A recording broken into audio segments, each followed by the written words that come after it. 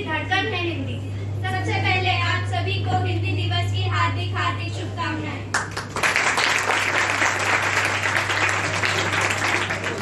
जैसे कि पूर्व सूचना के अनुसार आप सबको विदित है कि आज हिंदी दिवस एवं हिंदी साहित्य परिषद के उद्घाटन समारोह का आयोजन किया गया है। कोई भी कार्यक्रम तब पूरा होता है जब कार्यक्रम के अतिथि अध्यक्ष मंचस्थ हो। जो दिल का बहुत खूबसूरत है, खुदा ने ऐसे लोग कम बनाए हैं जिन्हें ऐसा बनाया है खुदा ने, आज वह हमारी महफिल में आए हैं। हमारे आज के इस कार्यक्रम में अतिथि रूप में हास्य कवि प्रकाश नेलानी जी पधारे हैं। मैं उनसे निवेदन करती हूँ कि वे इस कार्यक्रम के अतिथि का स्थान ग्रहण करें। धन्यवाद सर। आज के कार्यक्रम के अध्यक्ष के रूप में महाविद्यालय के रजिस्ट्रार श्री संदीप पाटिल सर से विनती करती हूँ कि वे अध्यक्षीय स्थान ग्रहण करें। धन्यवाद सर। साथ में इस वक्त हिंदी विभाग के प्रमुख doctor Sandeep Paikrao sir, doctor Sainath Sahu sir, doctor Sunil Jadhav sir, doctor Jyoti Mungal madam मंचस्थ है। किताबों का साथ हो, कलम पर हाथ हो, कॉपियां आपके पास हो, पढ़ाई दिन रात हो, जिंदगी की हर इम्तिहान में सरस्वती माँ का साथ हो। अतिथि सत्कार बिना हर अरदास अधूरी होती है। अतिथि ही वह फरिश्ते हैं जिनके आने से हर आस पूरी होती है।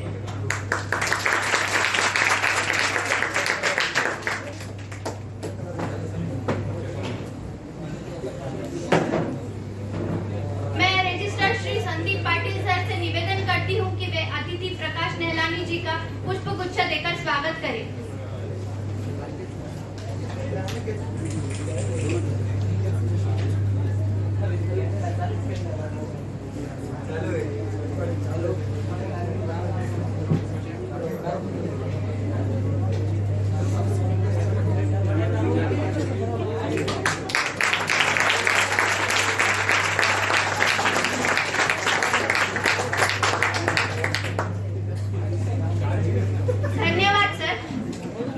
सुनील जाधव सर से निवेदन करती हूँ कि वे अतिथि प्रकाश नेहलानी जी का पुष्प गुच्छ देकर स्वागत करें।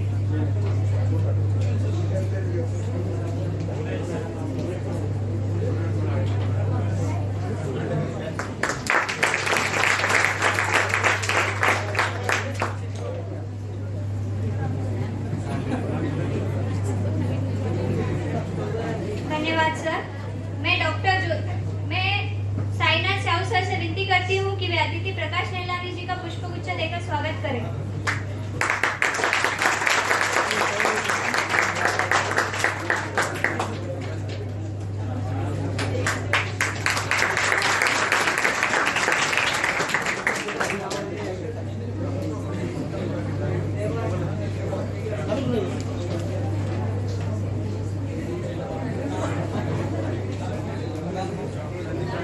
मैं डॉक्टर संदीप पाइकराव सर से निवेदन करती हूँ कि वे अतिथि रजिस्ट्रार श्री संदीप पाटिल सर का स्वागत करें।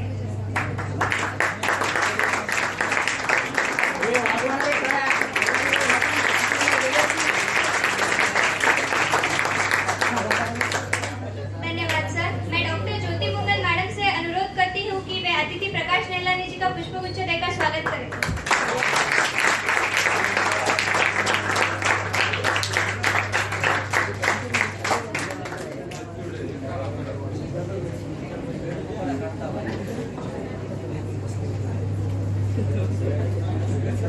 सभी मान्यवरों का बहुत बहुत धन्यवाद। मैं शब्द सुमनों से स्वागत करने के लिए कोमल चौहान जी को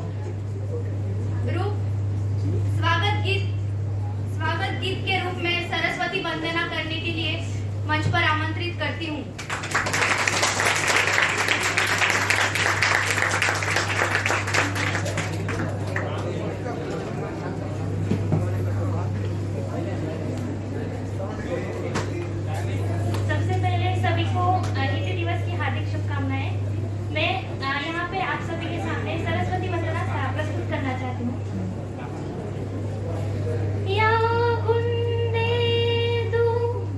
तुषार हार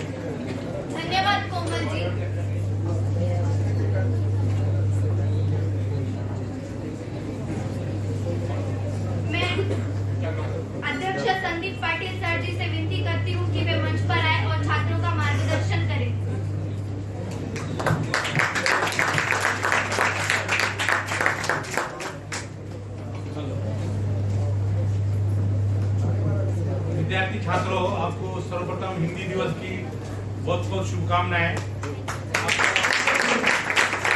कहना चाहता हूँ कि पहला जी को मैंने बहुत टाइम पे सुना है कवि के रूप में। नांदेड़ में उनके बहुत सारे प्रोग्राम होते हैं। आप खुश नसीब है, आप जैसे कवि अपने महाविद्यालय में आए, मैं उनका स्वागत करता हूँ। आप कविता का स्वाद ले और आप भी आपको कुछ कविता सीखने की चाहत हो तो उनसे आप प्रश्न भी कर सकते हैं, वो आपको उस टाइम बताएंगे। और मुझे प्राचार्य नहीं होने की वजह से मुझे ऑफिस में जाना पड़ रहा है, इसलिए मैं आपका शुक्रिया अदा करता हूँ। धन्यवाद। मैं डॉक्टर सुनील यादव सर से निवेदन करती हूँ कि वे मंच पर आए और हिंदी साहित्य परिषद की सूची का पाठ करें।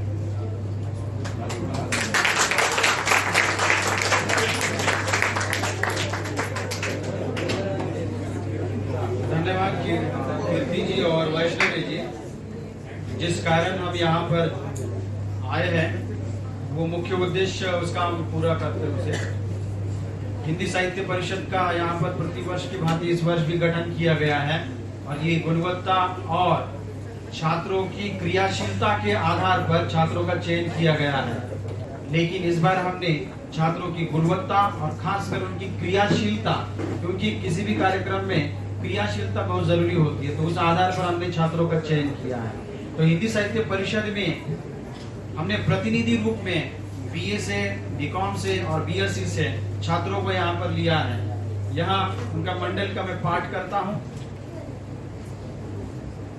हिंदी साहित्य परिषद 2022-23 के लिए अध्यक्ष के रूप में चयन हुआ है कुमारी प्रेरणा बुद्धवाड़, बीए द्वितीय वर्ष। इनका आप जोरदार तालियां।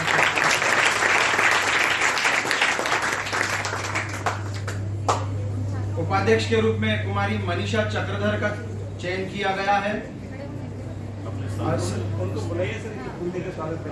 ठीक है, हम पुष्प देकर करते हैं और इस तरह से आगे बढ़ते हैं। मैं कुमारी प्रेरणा बुद्धवाड़ जो इस हिंदी साहित्य परिषद के अध्यक्ष है, उन्हें मंच पर आमंत्रित करता हूं। उनका प्रकाश नीलानी जी स्वागत कर रहे हैं और प्रेरणा जी से निवेदन है कि वो मंच पर ही स्थान ग्रहण करे, ऊपर उधर की साइड में आकर बैठ जाए।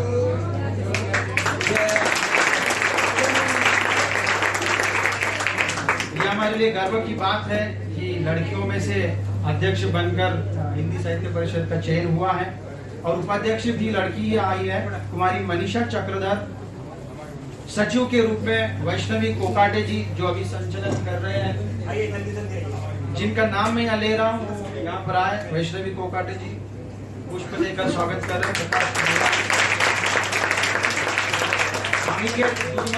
अनिकेत दुधमल जी मंच पर आए सदस्य के रूप में, इनके बाद सभी सदस्य हैं।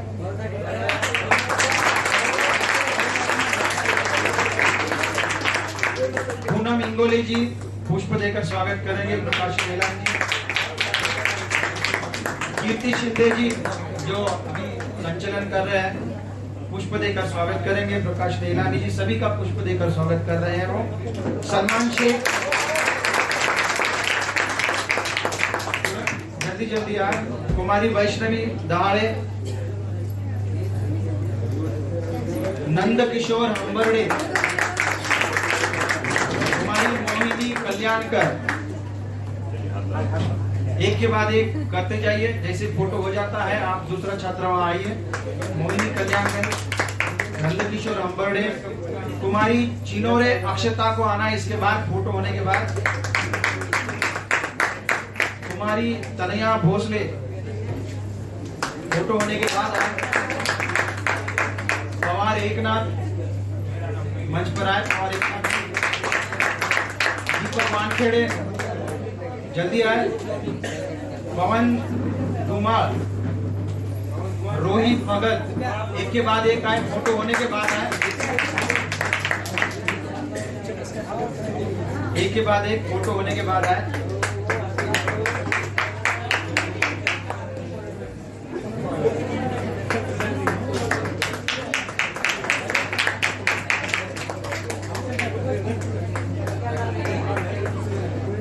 कार्यक्रम में थोड़ा सा परिवर्तन किया गया है।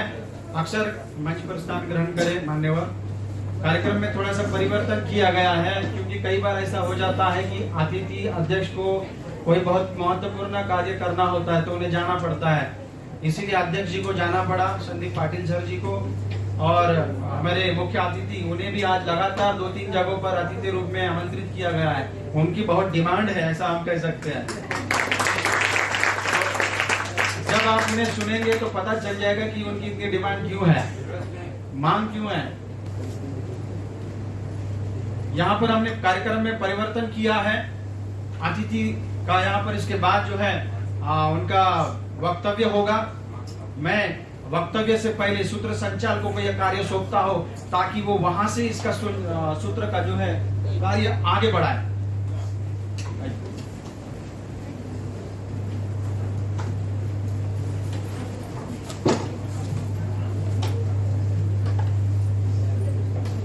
सभी छात्रों को हास्य रस से आनंद विभोर करने के लिए और मार्गदर्शन करने के लिए मैं आज के प्रमुख अतिथि प्रकाश नहलानी जी से निवेदन करती हूँ कि वे मंच पर आए और छात्रों का मार्गदर्शन करें।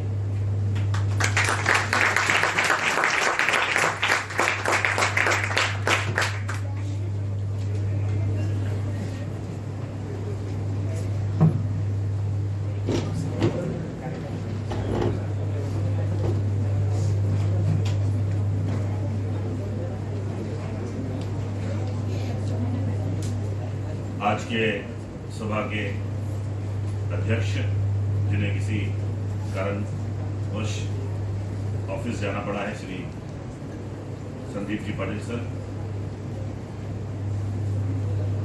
हिंदी डिपार्टमेंट के प्रमुख श्री पैकराव सर,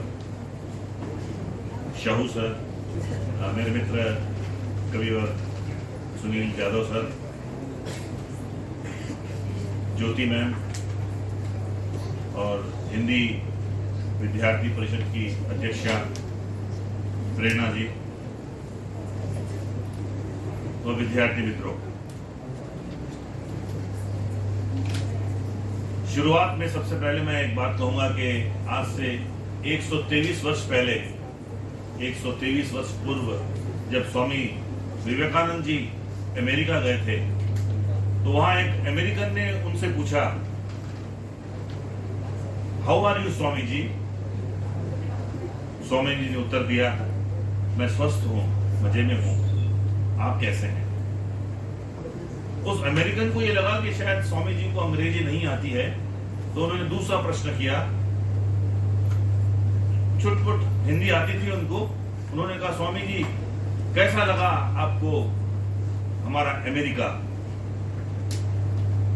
तब स्वामी जी ने कहा कि जो America is very beautiful and I am very much happy for your hospitality.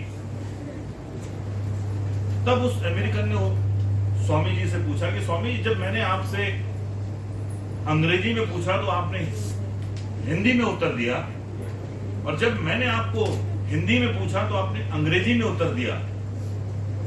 Swami ji ने कहा कि तुमने पहला प्रश्न अपनी मातृभाषा में किया, तो मैंने पहला उत्तर अपने मातृभाषा में दिया।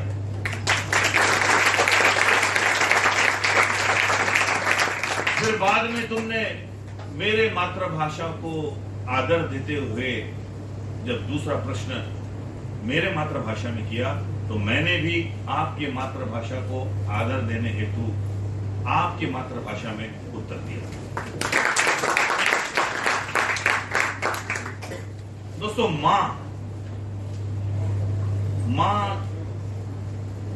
तेरी हो सकती है, मेरी हो सकती है, मगर मां छोटी या बड़ी नहीं होती। आपकी मां आपको प्यारी है, मेरी मां मुझे प्यारी है। इसका ये अर्थ नहीं है कि मेरी मां बड़ी है, आपकी मां छोटी है।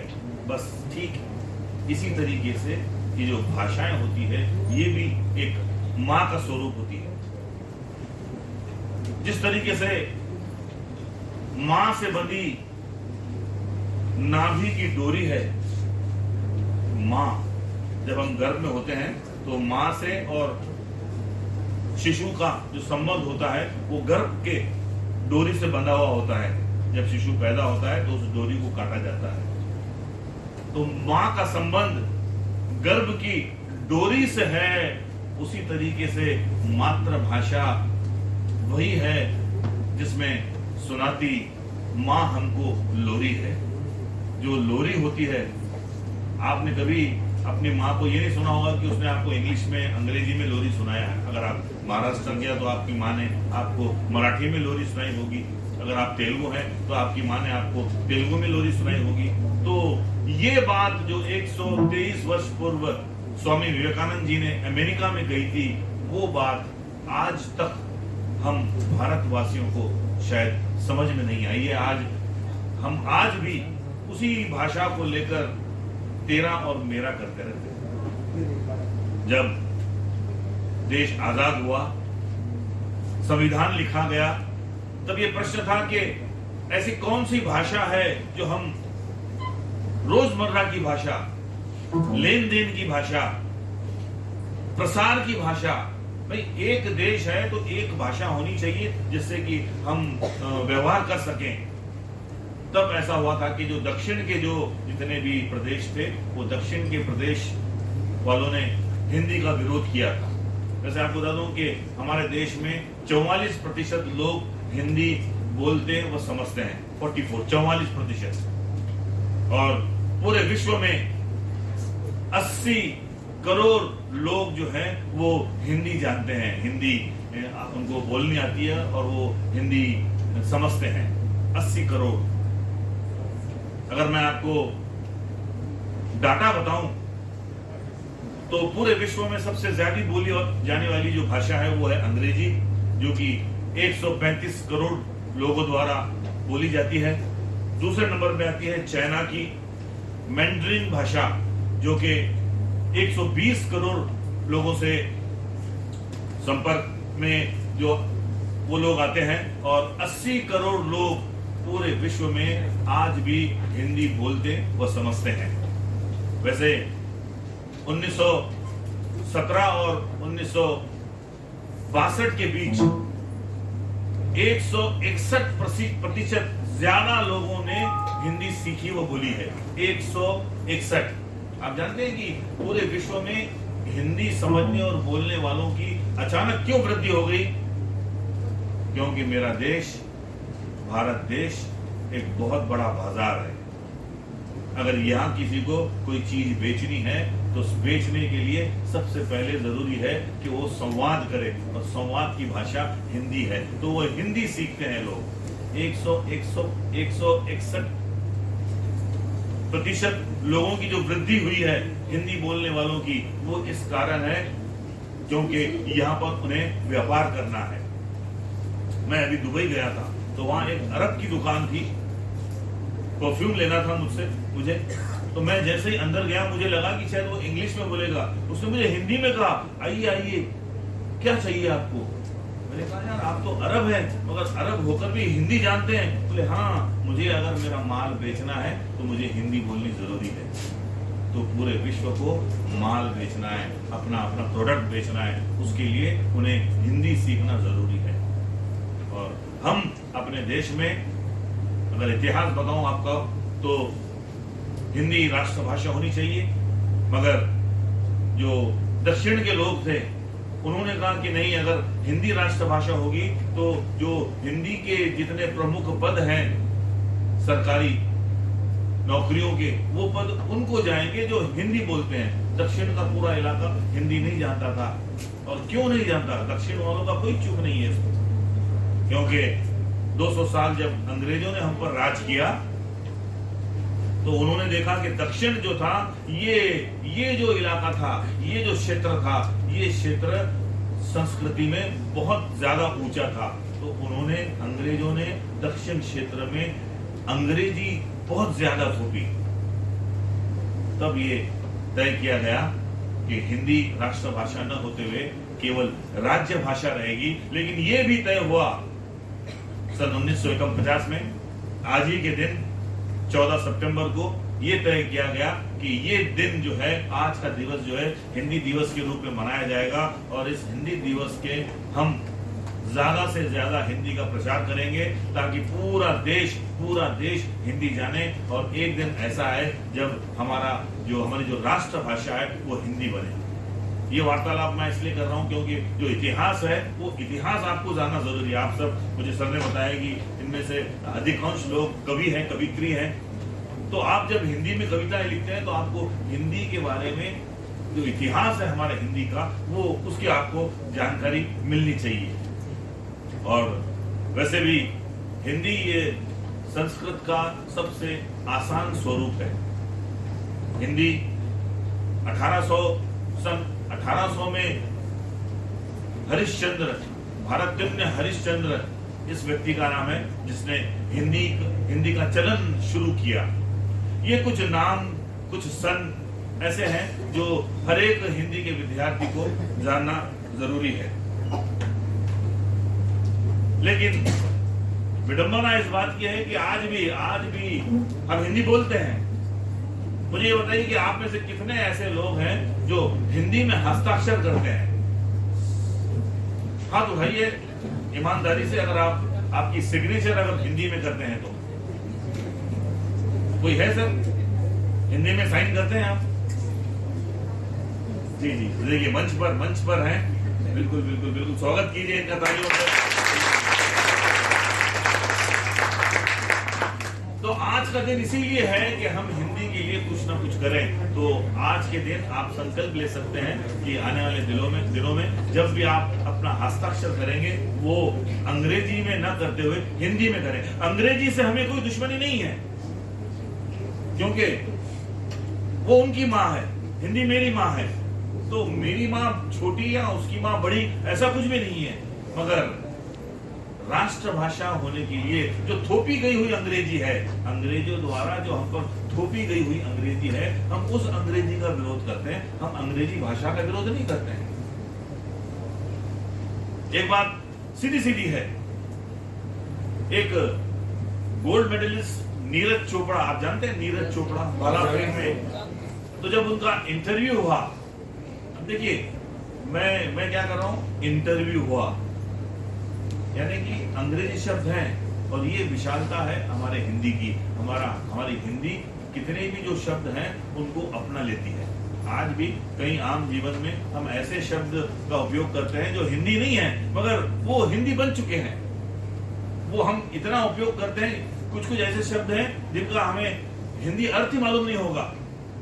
सिग्नल, जो रेलवे लाइन पे सिग्नल होता है ना, मैं बहुत सारे लोगों को पूछता हूँ तो सिग्नल को हिंदी में क्या बोलते हैं मालूम ही नहीं है। इसलिए हमने उस हिंदी के शब्द को ढूंढा ही नहीं, हम भी सिग्नल कहते हैं और आम लोगों को समझता है। आपको समझता है सिग्नल क्या है? तो नीरज चोपड़ा जब उनका इंटरव्यू हुआ तब उन्हें अंग्रेजी में पूछा गया तो उन्होंने कहा माफ कीजिए, आपको अगर हिंदी आती है तो आप मुझसे हिंदी में प्रश्न कीजिए। वो पहला व्यक्ति, पहला सेलिब्रिटी, पहला ऐसा व्यक्ति जो गोल्ड मेडलिस्ट है, उन्होंने कहा कि आप मुझसे हिंदी में इंटरव्यू लीजिए। बाकी देख लीजिए हमारा बॉलीवुड है, हिंदी से कमाते हैं वो। जितना भी पैसा आज जो ऐश आराम उनके पास है, क्यों है? क्योंकि वो हिंदी के चित्रपट करते हैं, हिंदी की फिल्में करते हैं, हिंदी से कमाते हैं। और उनको जब कोई अवार्ड मिलता है, फिल्म फेयर अवार्ड मिलता है, तो वो बोलते हैं I am very much thankful to director so and so and so and, तब अंग्रेजी बोलते हैं। तो आज के दिन हमें उन्हें स्मरण कराना है कि यदि आप हिंदी को राष्ट्रभाषा बनाना चाहते हैं तो आपकी जो रोजमर्रा की चीजें हैं वो हिंदी में कीजिए। तो आप में से कितने लोग हिंदी में हस्ताक्षर करेंगे, हिंदी में साइन करना चाहते हैं? हाथ उठाइए एक बार, बस। जी जी जी, बहुत धन्यवाद। बस बहुत खूब, बहुत बढ़िया। क्योंकि मेरा देश वो देश है जहाँ पर जितने हिंदी स्कूल है उससे कहीं ज्यादा इंग्लिश कोचिंग क्लासेस है ना? हिंदी स्कूल कम है, इंग्लिश की कोचिंग क्लासेस ज्यादा है। तो बस इसी दृष्टिकोण को हमें बदलना है और इसीलिए आज का दिन जो है वो हिंदी दिवस के रूप में इसलिए मनाया जाता है कि हमें याद रहे कि हमें हिंदी को आगे बढ़ाना है। तो हिंदी को एक बार फिर से नमन करते हुए, प्रणाम करते हुए, हिंदी के बारे में कुछ गंभीर बातें करनी थी इसलिए मैंने की। वैसे मेरा स्वभाव नहीं है मैं कुछ गंभीर बातें करूं, तो यहाँ तक कि मैं गंभीर करूंगा, आगे जो करूंगा वो गंभीर नहीं रहेगा। तो सबसे पहले ये जो नीचे बैठे हुए लोग हैं, मैं नमन करता हूं उनको। क्योंकि आपने तराजू देखा होगा, तराजू में हल्की चीजें ऊपर होती है और भारी चीजें नीचे होती है।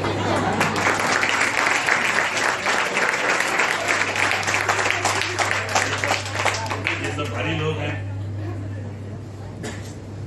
अब बात आई हिंदी की। मैं कवि हूं, हिंदी कवि हूं। हिंदी बड़ी लवचिक भाषा है, ये फ्लेक्सिबल भाषा है। ये एक शब्द के कई अर्थ होते हैं। जैसे कि एक शब्द है डाली, कि डाली डाली पे नजर डाली, जिसने भी नजर डाली बुरी नजर डाली, और हमने जिस डाली पे नजर डाली वो डाली माली ने काट डाली। यदि आप थोड़ा भी चूके, जगह बदल दी, एक अर्ध विराम, एक कॉमा इधर का उधर हो गया, तो बिल्कुल अर्थ का अनर्थ हो जाता है। एक उदाहरण देता हूं मैं। एक पति पत्नी थे, डॉक्टर थे, दोनों डॉक्टर थे। तो पत्नी जो थी वो अपने पति से कंप्लेन कर रही, शिकायत करती है। दोनों डॉक्टर के डॉक्टर पत्नी बोली पति से, देखो वो कॉलेज का छोरा, दुबला पतला गोरा गोरा, रोज मुझको ताका करता, खिड़की में से झांका करता। साजन अब तो हो गई रुसवाई, जाकर करो उसकी पिटाई। साजन ने पकड़ा, उसको मारा। बोला बेटा अब देखा जो दोबारा। लड़का बोला नहीं देखूंगा, पहले तो वो बोर्ड उतारो। साजन ने जाकर बोर्ड निहारा, फौरन जाकर उसको उतारा। लिखा हुआ था डॉक्टर शिल्पा, देखने का समय 8 से 12।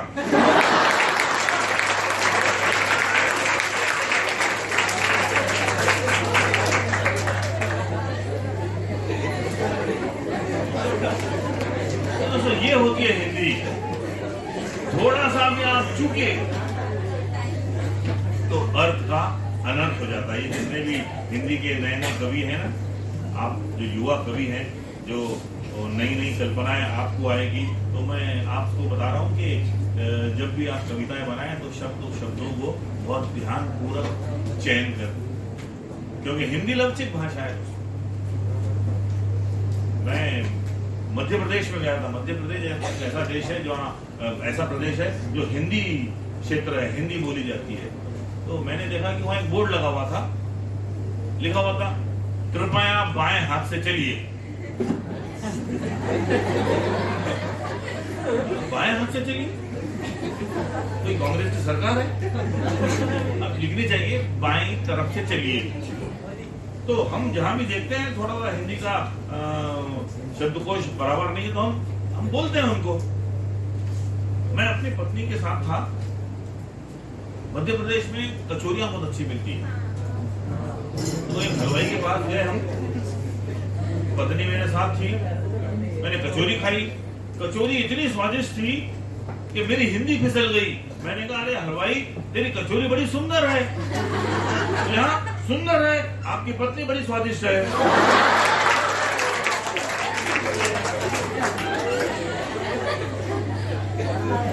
तो सर हिंदी जो होती है बहुत संभाल के हिंदी का प्रयोग करना होता है। अभी हम ऊपर बैठे थे, हमने चाय पी सर के साथ, बहुत इंतजार के बाद चाय आई। तो आप लोग यहाँ बैठे थे, मैंने सर से कहा सर आप चलिए मैं आपको चाय पे कविता सुनाता हूँ। हो सकता है सर इसलिए जल्दी चले गए। चलिए वो कविता आपके समक्ष रखता हूँ। मैं आपको बता दूं कि मैं इकोनॉमिक्स का प्रोफेसर हूँ, मैं इकोनॉमिक्स पढ़ाता हूँ। मैंने इकोनॉमिक्स 11वीं 12वीं वालों को ही पढ़ाया है, लॉ ऑफ डिमांड। फिर इकोनॉमिक्स फर्स्ट ईयर वालों को ही पढ़ाया है, बिजनेस इकोनॉमिक्स में आपको इकोनॉमिक्स आता है। एमकॉम में भी आपको मैनेजर इकोनॉमिक्स है, एमबीए में भी इकोनॉमिक्स है, सभी को इकोनॉमिक्स पढ़ाया है। और लॉ ऑफ डिमांड ये एक कॉमन ऐसा एस्पेक्ट है जो सभी को पढ़ाना पड़ता है। और हम जो लोग काम करते हैं दोस्तों, तो हमारा जो काम होता है, हमारे हर शौक में वो काम आता है। अगर मैं कवि हूं तो मेरी कविताओं में भी इकोनॉमिक्स आएगा। उसका उदाहरण मैं दे रहा हूं। एक रचना, ये एक बिगारी कविता है। भिखारी की कविता है ये, मतलब कविता मेरी है, शीर्षक भिखारी है। क्या होता है, होशियार लोग हो तो हर चीज क्लियर कर देनी चाहिए। तो हुआ यूं कि सवेरे सवेरे पास आकर मेरे भिखारी बोला, बाबूजी चाय पीऊंगा। मैंने कहा पी। बोला पैसे नहीं है। मैंने कहा मत पी, चाय पीना कोई जरूरी है या मुरारजी की तरह कोई मजबूरी है? बोला बाबूजी आजकल के जमाने में कचेरी हो या थाने में हर जगह इस चाय का चर्चा है और भोजन से ज्यादा इसी का खर्चा है। फिर भी लोग बिंदास बेधड़क चाय पी रहे हैं और हम जैसे हजारों भिखारी इसी चाय के भरोसे जी रहे हैं। बोला बाबूजी 2 रुपए। बोला बाबूजी 2 रुपए दीजिए, भगवान आपका भला करेगा, आपका घर धन दौलत से भरेगा। हमने कहा धन्यवाद, भगवान पे भरोसा है तो उसे सीधे संपर्क साध, मुझे बीच में क्यों लेता है? बोला बाबूजी भगवान देने वाले को ही देता है, यूं तो हर इंसान खाली हाथ पैदा होता है। तो दोस्तों भिखारी की इस बात पर हमने उसे 8 आने दिए, कम वक्त ने नहीं लिए। बोला माई बाप भिखारी मैं हूं कि आप?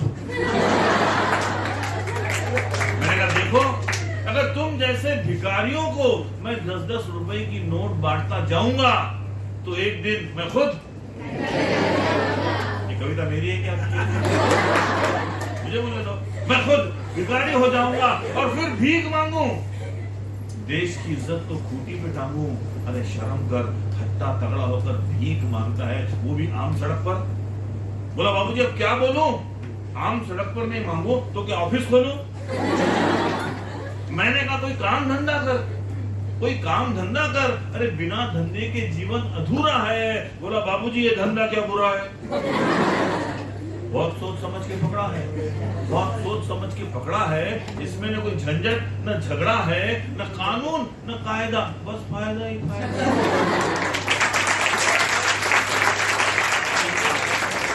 और बाबूजी इस दुनिया में ऐसा दूसरा कोई धंधा नहीं है जैसा भिखारी का है, क्योंकि एक पैसा ईमानदारी का है। न किसी की जेब काटी न किसी का गला, जो दे उसका भी भला और जो ना दे उसका। मैंने कहा तुझे याद है भीख मांगना कानूनन अपराध है। साथ इतने में कानून का एक रक्षक यानी कि एक सिपाही वहां आया, भिखारी उसे देख घबराया और जो ही उस सिपाही ने उस भिखारी पर एक नजर डाली, भिखारी ने अपने कटोरी में से अट्ठानी निकाली और सिपाही के हाथ में थमा दी। सिपाही चला गया। भिखारी बोला बाबूजी आपको देश का कानून दिख गया, केवल 8 आने में बिक गया। आप यहाँ बैठे बैठे उपदेश बांटते हैं, हम आपको बताते हैं कि इस देश में उपदेश तो केवल चुनाव जीतने काम आते हैं। मैंने कहा एक तो भीख मांगता है, ऊपर से मुंह लड़ाता है, अरे चुल्लू भर पानी में डूब के मर क्यों नहीं जाता है? बोला बाबूजी मैं क्यों मरूं, डूब मरने के लिए इस देश के नेता अभी जिंदा हैं। भीख मांगना मेरा छोटा मोटा, उनका तो बहुत बड़ा धंधा है, क्योंकि देश के कणहार सह परिवार सारा धन समेटकर विमान में बैठकर विदेश जाते हैं और वहां से करोड़ों की भीख और अरबों का कर्ज लेकर आते हैं। इस देश का बच्चा आज भी गले गले तक कर्ज में गड़ा है और हमारे विदेश मंत्री को देखिए, विदेशियों के सामने आज भी कटोरा लिए खड़ा है। अरे मैंने जरा सी भीख जो मांगी तो आपको देश की इज्जत का ख्याल आ गया। दोस्तों भिखारी की बात सुनकर मेरे दिल में भूचाल आ गया, मेरे आंखों के सामने अंधेरा छाने लगा और वो भिखारी नहीं, आज का हिंदुस्तान नजर आने लगा।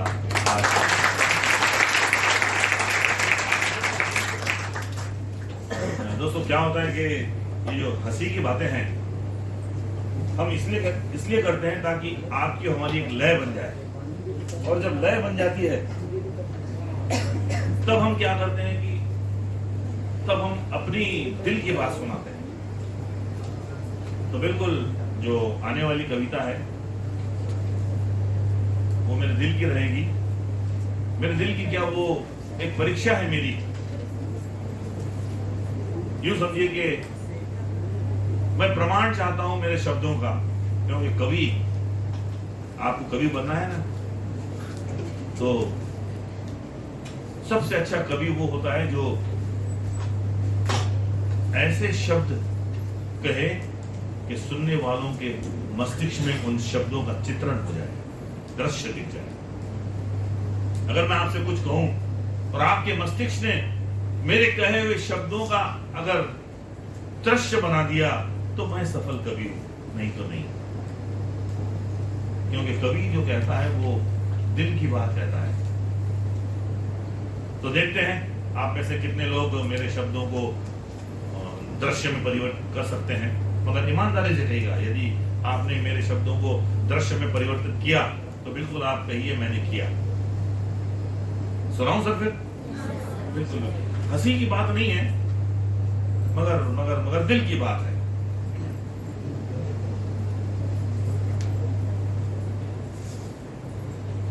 हदगांव की अनपढ़ लड़की अचानक हो गई दीवानी। सुनो एक कहानी। कोई हदगांव के है तो नहीं यहाँ? हदगांव की एक अनपढ़ लड़की अचानक हो गई दीवानी। सुनो एक कहानी। हुआ यूं कि दोपहर 2:30 बजे डाकिया आया और उस अनपढ़ लड़की के नाम पर एक पत्र लाया।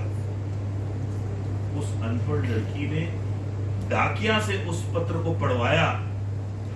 डाकिया ने मन ही मन पढ़ा और पूछा, क्यों री, क्या तेरा पति सिपाही है? बोली हाँ। 4 साल पहले ब्याही है? बोली हाँ। शादी के 5वें ही दिन फौज से बुलावा आया? बोली हाँ। तब से लेकर आज तक तेरा पति लौट कर नहीं आया? बोली हाँ। तो सुन, यह पत्र यह बता रहा है कि तेरा वो सिपहिया आज शाम की गाड़ी से आ रहा है। सर सुनते ही यह खबर उस अनपढ़ औरत के तन बदन में नाचने लगी और वो अनपढ़ औरत अपने उंगलियों के झुर्रियों से उस पत्र का एक एक शब्द बांटने लगी। कभी हंसने लगी, कभी रोने लगी, कुछ कुछ पगलाई सी होने लगी। हाय राम, क्या करूं क्या नहीं, किसे बताऊं किसे नहीं, नहीं नहीं नहीं नहीं नहीं, नहीं किसे नहीं बताऊंगी तो मारी जाऊंगी। मैं तो उसको अपने पास ही बिठाऊंगी, खिलाऊंगी, पिलाऊंगी। अरे रे रे रे रे रे रे, चीज कितनी खराब है। उसकी सबसे पसंदीदा चीज तो शराब है। रोज मना करने पर भी मर्रा लाता था। वो तो रोज शाम को ठर्रा चढ़ाता था। अब देखिए वो अनपढ़ औरत की भावनाएं क्या बोल रही है। वो सोच रही है कि 4 साल बाद पति आएगा, मेहमान नवाजी तो करनी है उसकी। चलिए मेहमान नवाजी करनी है तो 1 दिन की छूट दे दूंगी। उसे कहूंगी भले तुम शराब पियो। तो वो सोचने लगी कि बोतल कहां से लाए। तो उसे याद आया कि एक बोतल दवा दी थी, ज्यादा न पी ले इसलिए छुपा दी थी। पेड़ के नीचे तो वो दौड़ी दौड़ी गई और पेड़ के नीचे से बोतल निकाल लाई। एक लकड़ी का दस्ता रखा, एक गिलास रखा, उस पे बोतल रखी और बैठ गई। उसे याद आया कि एक दिन उसने उससे भी कहा था पी। उसने कहा था नहीं जी। उसने गिलास जबरदस्ती मुंह को लगाया, उसने झटका मारा, उस पर हाथ उठाया था, हालांकि बाद में पछताया था। आज तो उसके साथ मैं भी पीऊंगी। उसकी भावना है आज तो उसके साथ मैं भी पीऊंगी और कहूंगी देखो जी, इच्छा कर दी है मैंने तुम्हारी पूरी, अब दोबारा मत लाना घर में ये अंगूरी। हो सकता है प्यार में मान जाएगा, हो सकता है उसके बाद वो उस चीज को कभी नहीं लाएगा। तो उसने क्या किया, एक और गिलास रख दिया। दोस्तों वो शाम रुक रुक कर आई, धक धक सा दिल धड़का और छुप छुप सी ट्रेन आई। लेकिन ट्रेन की एक ही सीटी ने सारी साधना बिखेर दी। उसे याद आया कि वो तो बर्फ भी लाता था, बर्फ के साथ ही ठर्रा चढ़ाता था। तो बर्फ लाने किससे गए तो उस अनपढ़ औरत ने अपना लंबा सा घूंघट उतारा और बर्फ लाने चली गई। लेकिन यहाँ तो कुछ और ही बात हो गई। वो सिपाही आया, उसने देखा 1 बोतल 2 गिलास, 1 बोतल 2 गिलास। अरे वो था कमजोर मन का, उसका माथा थनका, उसका खून औटा और अपने पत्नी को बच्चलन समझकर वो वहां से वापस लौटा। दोस्तों कहानी खत्म, पैसा हजम। आप सोच रहे होंगे कहानी में क्या दम, तो ये कहानी मैंने आपको इसलिए सुनाई है कि जिस किसी गली में, जिस किसी कूचे में, जिस किसी गांव में, जिस किसी शहर में यदि तुम्हें वो सिपाही मिले तो उसे एक बात बता देना, अच्छी तरीके से समझा देना कि तेरी वो अनपढ़ औरत आज भी तेरे आते हुए कदमों पर सर झुका रही है। तेरी वो अनपढ़ औरत आज भी तेरे आते हुए कदमों पर सर झुका रही है और तेरे जाते हुए कदमों को अपने आंसुओं से मिटा रही है। अरे लौट जा, लौट जा, लौट जा पगले, बहुत ही महान उसका चरित्र है।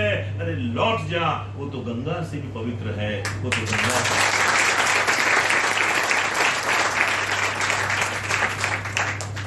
तो सब मुझे ये बताइए कि दृश्य कितने लोगों के मस्तिष्क में आया?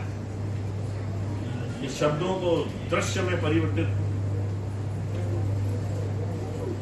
चलिए ये जितने भी हाथ उठे हैं सर, ये बिल्कुल भावी कवि हैं। ये बिल्कुल इनके सोचने की शक्ति अच्छी होती है, बिल्कुल वो कवि बन सकते हैं। चलिए बहुत अच्छा, ये मेरी परीक्षा थी, आपने मुझे पास किया, बहुत बहुत धन्यवाद। वैसे गंभीर रचनाएं मैं नहीं सुनाता हूँ, मैं हिंदी का कवि हूँ, ऊपर से हास्य कवि हूँ। और हंसी, इस पृथ्वी पर केवल इंसान ही एक ऐसा जानवर है जो हंस सकता है। बंदर से बंदर हम कौन है? इंसान बंदर से बना है ना?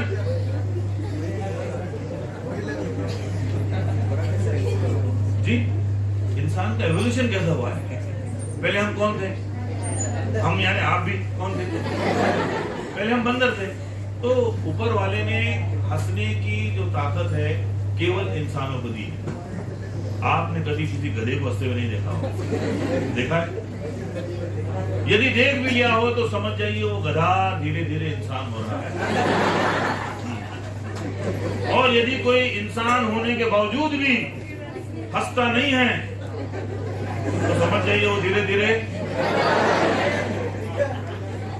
आप लोग हंस रहे हैं, मैं गंभीर हूं। मतलब इसका गलत मत निकालिए, क्योंकि जो हंसते हैं वो पुरुष होते हैं और जो हंसाते हैं वो महापुरुष होते हैं।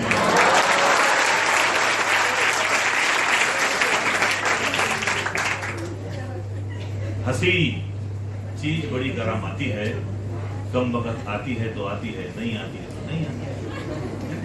आप कोशिश करके देख लीजिए, नहीं आएगी, और आएगी तो बिना बात के आ जाएगी। अरे ये हंसी अपना सिकंजा कुछ ऐसे कसती है, नाक और मुंह बंद कर दो तो आदमी की तोंद हंसती है। हंसी चीज बड़ी गरम आती है, कम वक्त आती है तो आती है, नहीं आती है तो नहीं आती है। इसलिए दोस्तों हमेशा हंसो। जो हंसते हैं उनके चेहरों पर झुर्रियां बहुत देर से आती है। देखिए जितने भी हंसने वाले लोग होते हैं ना, वो बहुत जल्दी बूढ़े नहीं होते, क्योंकि जब भी हम हंसते हैं हमारे मस्तिष्क पर 70 मांसपेशियां होती है, मसल्स होते हैं 70। हम जब हंसते हैं तो उन 70 मांसपेशियों का व्यायाम होता है। मगर जब हम सोचते हैं हमारे मस्तिष्क में 70,000 मांसपेशियां होती है। हम जब भी किसी बात पर मंथन करते हैं तो हमारे 70,000 मांसपेशियों का व्यायाम होता है। जैसे कि आपने जो अनपढ़ लड़की की कविता सुनी, उसमें क्या हुआ? उसमें आपके चेहरे का व्यायाम नहीं हुआ, आपके मस्तिष्क का व्यायाम हुआ। आप सोचने के लिए गंभीर हो गए। तो हमेशा हंसते रहिए, सच्चों जैसा हंसिए, बच्चों जैसा हंसिए, मगर तब मत हंसना जब किसी लंगड़े की लाठी टूट जाए। मत हंसना तब जब किसी मजबूर की गाड़ी छूट जाए। हंसो, हंसो, हमेशा हंसो, अपने गलतियों पर हंसो, आफताब पर हंसो। और सबसे अच्छी हंसी वो होती है अगर आप अपने आप पर हंसो।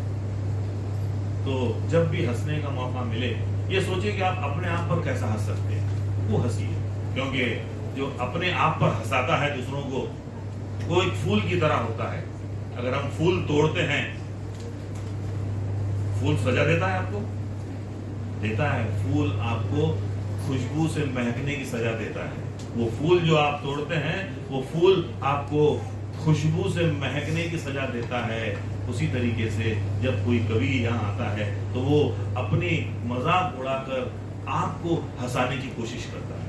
बस इसी श्रृंखला में एक आखिरी, एक अंतिम मेरा गीत है, जो कि मेरा गला इतना अच्छा नहीं है, गला हुआ है, मगर फिर भी एक गीत है। हो सकता है पुराना गीत है, मगर आपको वो गीत याद होगा अभी भी। मैं गीत की लाइन सुनाता हूँ, आप बताइए वो गीत कौन सा है। जी सर।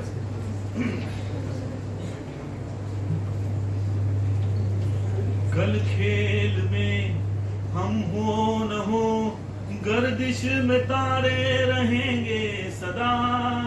भूलोगे तुम ना भूलेंगे हम, पर हम तुम्हारे रहेंगे सदा। जीना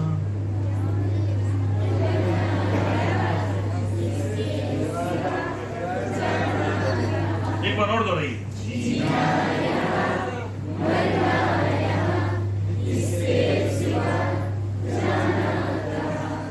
इस गीत पर पैरोडी है। अब ये पैरोडी भी आप गाएंगे तो मैं आगे सुनाऊंगा, तो वहीं खत्म कर दूंगा। न अक्लों की है न शक्लों की है, आज की दुनिया टकलों की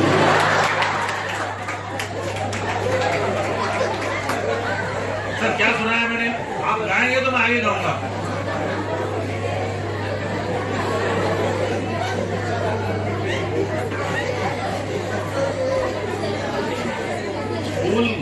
फूल का काम है, अगर आप किसी फूल को तोड़ते हैं तो वो आपको खुशबू से महकने की सजा देता है। उसी तरह कवि अपना मजाक उड़ाकर आपको हंसने का मजा देता है।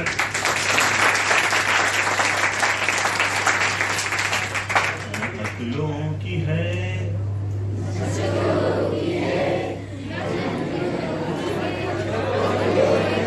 न साबुन का गम है, न शैम्पू का रंग, जरूरत नहीं इन झमलों की है।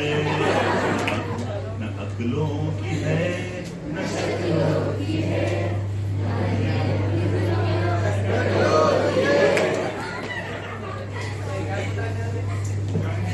ये बालों से प्रीत, ये केसों का गीत, कल भी कोई दोहराएगा। इनको उगाने बहरूपिया तेल नया ले आएगा। बंजर जमीन पे हल जोत के, बंजर जमीन पे हल जोत के, आस रची इन फसलों की है। न अक्लों की है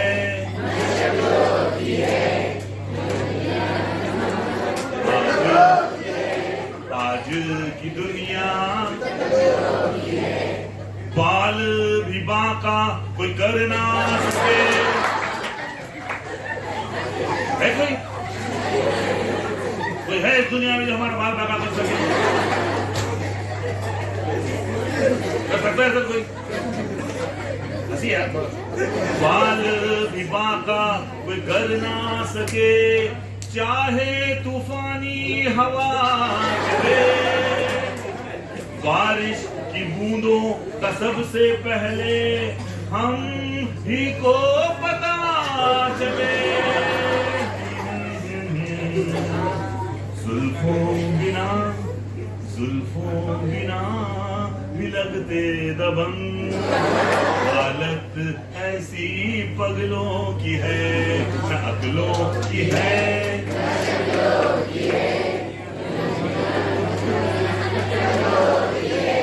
एक शिकायत है भगवान से, बाकी सब दिया भगवान ने हमको।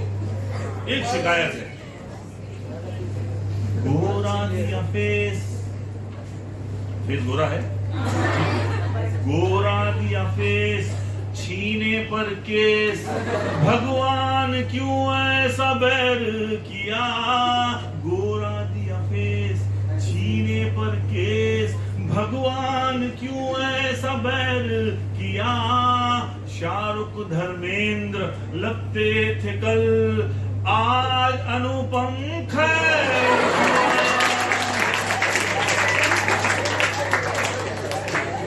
उंगली घुमाती जहां थी सखी, उंगली घुमाती जहां थी सखी, उस जगह की हालत तबलों से है, न अकलों की है,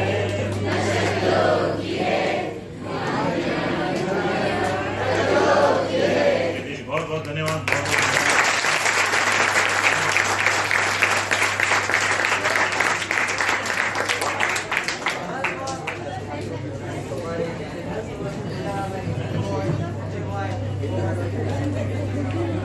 बहुत बहुत धन्यवाद सर। यहाँ पर छात्रों के कलागुण है हमारे, आपके बीच छात्र बैठे हुए बहुत सारे कलाकार छात्र हैं। आशा करते हैं कि हम आप सभी साथी लोग उनकी कलाओं को यहाँ बैठकर सुनेंगे। या कविता होगी, उनके गीत होंगे, कविता गीत भाषण होगा। हाँ,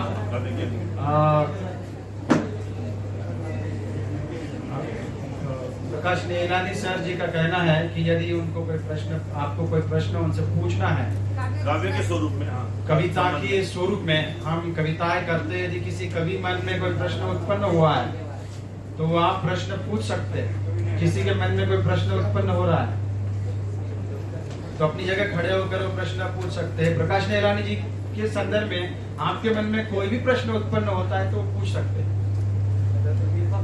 आप जो कविताएं करते हैं, कविताएं कैसे करते हैं, आपको कभी कुछ प्रश्न आया है क्या उसमें, या कैसा करना चाहिए, आपके मन में जो भी दुविधा है आप पूछ सकते हैं।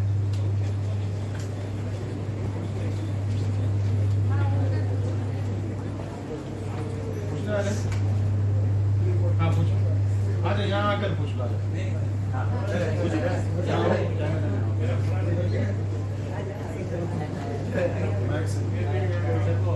आपकी कविता में फेस वर्ड जो आपने लिखा, तो उसमें जब कविता लिख रहे हो हिंदी में तो इंग्लिश वर्ड यूज कर सकते हैं क्या? Right mix now. सर मैं आपको पहले बता चुका हूँ कि हिंदी जो है ये विशाल मन वाली भाषा है, बिल्कुल विशाल मन वाली भाषा है। कविता लिखते समय आप ये मत सोचिए कि आप बहुत ही शुद्ध, बहुत ही कठिन शब्दों को लेकर आप लिखेंगे। तो सर हमारी भाषा जो है हिंदुस्तानी भाषा है, हम शुद्ध हिंदी नहीं बोलते हैं, हम हिंदुस्तानी बोलते हैं। आज अगर बिहार में का करत हो बगुआ, और महाराष्ट्र में क्या कर रहा, और हैदराबाद में क्या कर रहे हैं यहाँ, ये सभी का आंसर एक है, इन सभी का मतलब एक है। क्योंकि हमारे देश में हर 2 कोस पर पानी और 4 कोस पर बानी बदल जाती है। इसलिए हिंदी भाषा जो है, ये हिंदी भाषा ने सारे शब्दों को अपनाया हुआ है। बिल्कुल बहुत सारे आप आपके हिंदी भाषा में जो मराठी के प्रसिद्ध शब्द हैं उनको ले सकते हैं। मैंने लिया भी है, मैंने मेरी कविता में, शायद आपको मालूम भी नहीं पड़ा होगा कि मैंने मराठी का शब्द लिया होगा। अब मैंने बोला गोरा दिया फेस, छीने पर केस, केस यानी ये मराठी शब्द है। तो आप जो जनरल शब्द होते हैं ना, हिंदी उसको अपना लेती है। तो बिल्कुल आप अपना विचार जो है वो रखिए, आपके विचारों को किस तरीके से आप प्रदर्शित कर सकते हैं शब्दों द्वारा, बस ये ध्यान रखिए। शब्द जो प्रचलित शब्द हैं आप हिंदी में उसका प्रयोग कर सकते हैं, बिल्कुल कर सकते हैं। आप अंग्रेजी, मैंने अंग्रेजी शब्द लिए हैं, बहुत सारे अंग्रेजी शब्द ऐसे हैं जो कॉमन हैं। अब ये कॉमन शब्द बहुत कॉमन है ना, मगर आपको जल्दी समझेगा वो, आपके श्रोताओं को बहुत जल्दी समझ में आ जाएगी आपकी भाषा। तो जो भी ऐसे कॉमन शब्द हैं आप बिल्कुल उपयोग कर सकते हैं उसको, बिल्कुल सही। और कुछ पूछना है जी? बोलिए। हाँ जी, जो सब जी जी हाँ बिल्कुल नहीं सर, ये शुरुआत है आपकी, ये शुरुआत है। आप अगर छोटी, मैं भी पहले छोटी लिखता था, फिर बाद में जैसे जैसे जैसे जैसे आपका मनोबल बढ़ता रहेगा, जैसे जैसे आपको सुनने वाले बढ़ते रहेंगे, तो आपको अपने आप प्रेरणा मिलेगी कि आप लंबे लंबे लिखें। तो सर, छोटी शायरी लिखना बहुत कठिन है, लंबी शायरी लिखना बहुत आसान है। अगर आपको 1 घंटे का भाषण देना है ना, तो उस 1 घंटे के भाषण के लिए आपको 10 मिनट में तैयारी कर सकते हैं, लेकिन आपको केवल 5 मिनट का भाषण देना है तो उसके लिए आपको 1 घंटा तैयारी करनी पड़ती है, क्योंकि जो छोटी चीज होती है उसके लिए ज्यादा मेहनत करनी पड़ती है, बड़ी चीजों के लिए कोई मेहनत नहीं करनी पड़ती। मुझे संदेश देना है तो मैं 1 लाइन में नहीं दूसरी लाइन में दे सकता हूँ। जो सारांश होता है ना, उसके लिए तो बहुत मेहनत करनी पड़ती है। आप छोटे छोटे लिखते हैं तो बढ़िया बात है, बिल्कुल कोई उसमें नहीं है, बिल्कुल लिखिए। और कुछ सर?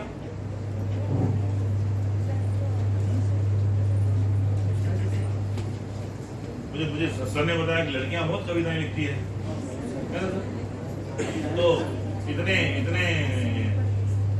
इतने बढ़िया हैं कि उनको कोई डाउट ही नहीं है उनका, है ना सर? चलिए अच्छी है। चलिए sir, thank you very much. आप बहुत धन्यवाद आपका।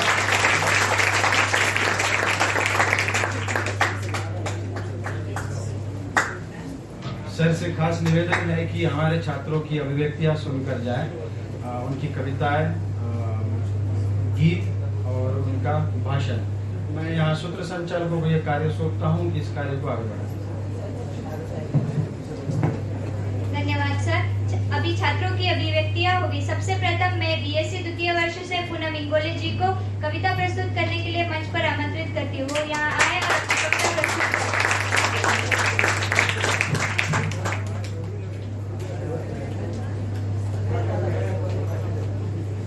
मेरी कविता का नाम है जिंदगी। जिंदगी एक गीत सुहाना है, जिंदगी एक गीत सुहाना है, हर राह हर मोड़ पर बस चलते जाना है। चलते चलते राहों में फूल आए या पत्थर, चलते चलते राहों में फूल आए या पत्थर, सुख हो या दुख सबको हंसकर गले लगाना है। जिंदगी एक गीत सुहाना है, हर राह हर मोड़ पर बस चलते जाना है। हर कली को एक दिन खिलना है, हर कली को एक दिन खिलना है, हर शाम सूरज को ढल जाना है। हर कली को एक दिन खिलना है, हर शाम को सूरज को ढल जाना है। हर रोज चिड़िया को दाना चुग कर, हर रोज चिड़िया को दाना चुग कर घोंसले में वापस जाना है। जीवन का सफर चाहे कितना भी मुश्किल हो, जीवन का सफर चाहे कितना भी मुश्किल हो, असली मजा तो मुश्किलों से हाथ मिलाना है। जिंदगी एक गीत सुहाना है, हर राह हर मोड़ पर बस चलते जाना है। नदी को एक दिन समंदर में मिल जाना है, नदी को एक दिन समंदर में मिल जाना है। सुबह सूरज के आ जाने से चांद को छिप जाना है। जीवन के पन्नों पर न जाने, जीवन के पन्नों पर न जाने कल क्या लिखा है। वक्त का हाथ थामकर बस मंजिल तक चले जाना है। जिंदगी एक गीत सुहाना है, हर राह हर मोड़ पर बस चलते जाना है।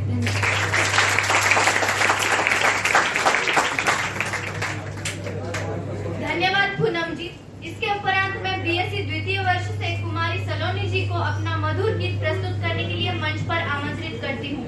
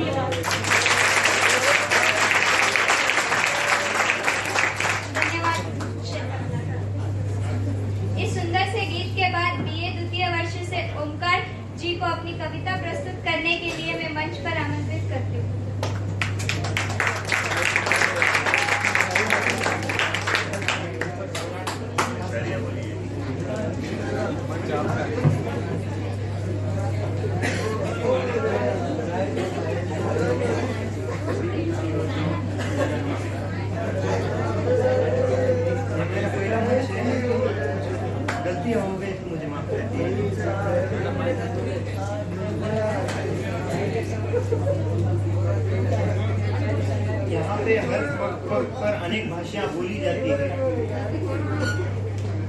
यहाँ पे हर पग पग पर अनेक भाषाएं बोली जाती है। सभी भाषाओं में जो दिल को छू जाती है, रूह को समझा पाती है, वो अपनी हिंदी भाषा है।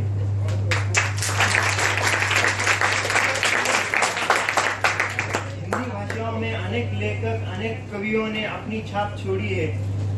हिंदी भाषा में अनेक लेखकों ने, अनेक कवियों ने अपनी छाप छोड़ी है। जुल्म की दीवार को तोड़ा है, जुल्म की दीवार को तोड़ा है, अपने लेख से जलता दिया छोड़ा है।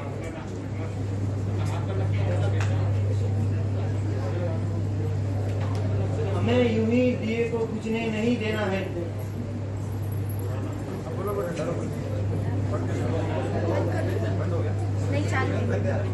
हमें दिए को यूं ही बुझने देना है। कुछ इस मिट्टी के लिए, अपनी भाषा के लिए कुछ तो कुर्बान करना है।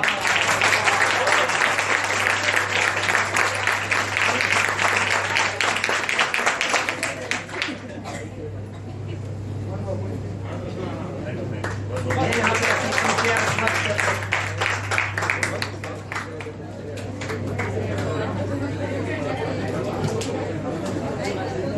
धन्यवाद ओमकार जी।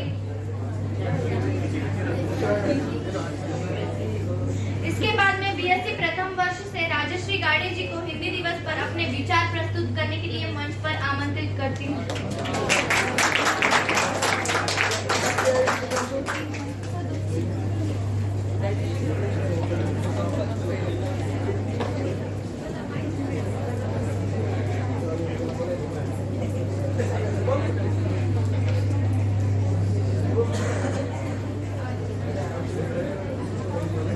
मंच पर उपस्थित और नीचे बैठे दर्शकगणों, आप सभी को प्रथम मेरा नमस्कार। हमारे परम आदरणीय अध्यक्ष महोदय रजिस्ट्रार श्री संदीप पाटिल सर जी, उनको किसी कारण जाना पड़ा और हम सभी के चहेते व समाज के लोकप्रिय माननीय मुख्य अतिथि प्रकाश नहिलानी जी, जो आपने अभी उनका हास्य कवि देखा है, वो कैसे आपको हंसाते हैं ये आपने देखा है। उन्हीं से मैंने अपने स्पीच में पहले नहीं लिया था, लेकिन एक दो विनोद उन्हीं से इंस्पायर होके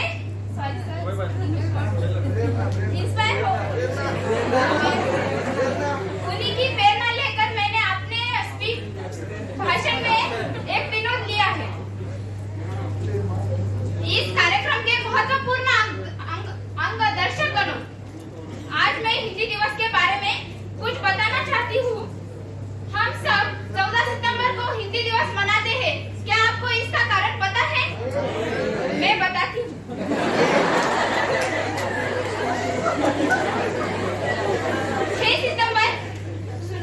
6 सितंबर 1946 को स्वतंत्र भारत का संविधान तैयार करने के लिए एक गठन हुआ। संविधान के नए नियम कानून बनाए गए, परंतु उसमें से एक अहम था नए राष्ट्र की आधिकारिक भाषा का मुद्दा। काफी विचार विमर्श करने के बाद 14 सितंबर 1949 को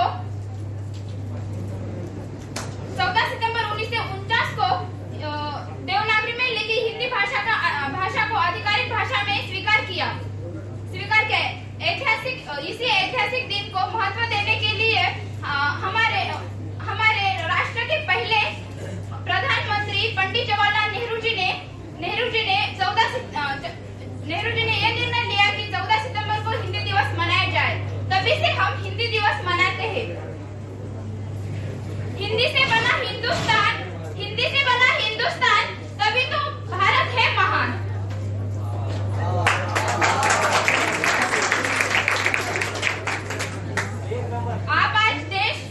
आज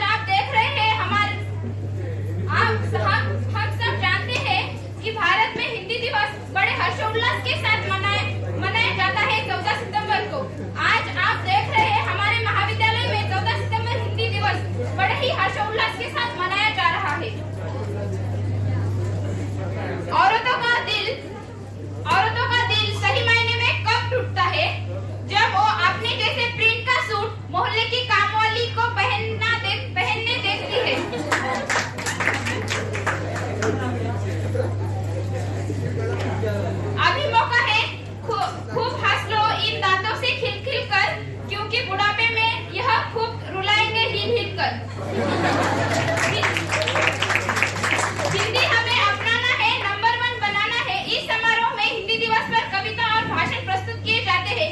इस अवसर पर हिंदी भाषा की जागरूकता को फैलाना और हिंदी साहित्य का प्रचार प्रसार होना चाहिए। अलंकार रस छंद में कविगण गाए गीत, भाव हर एक गीत का हिंदी की ही हो जीत।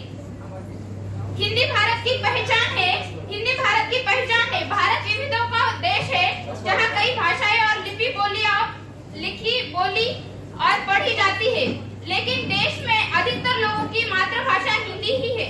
इसी भाषा को सम्मान देने के लिए हर साल 14 सितंबर हिंदी दिवस मनाया जाता है। हिंदी दिवस पर्व है, इस पर हमें गर्व है। हिंदी दिवस पर्व है, इस पर हमें गर्व है। सम्मानित हो हमारी राष्ट्रभाषा, हम सबकी है यही अभिलाषा। आपने मुझे बोलने का मौका दिया और नीचे बैठे दर्शकों ने सुना, इसलिए आप सभी को मेरा धन्यवाद। मुझसे भूल हुई तो माफ कीजिएगा। जय हिंद, जय भारत। एक मिनट, हमारे प्रिय और चहेते प्राध्यापक जादव सर जी, मैं आपका वैयक्तिक धन्यवाद करती हूँ। आपने बोलने का मौका दिया और मैं अपना स्थान ग्रहण करती हूँ। जय हिंद, जय भारत। धन्यवाद राजश्री। इसके उपरांत बीएससी प्रथम वर्ष सृष्टि कराड़े को अपनी कविता प्रस्तुत करने के लिए मंच पर आमंत्रित करती हूँ। सृष्टि।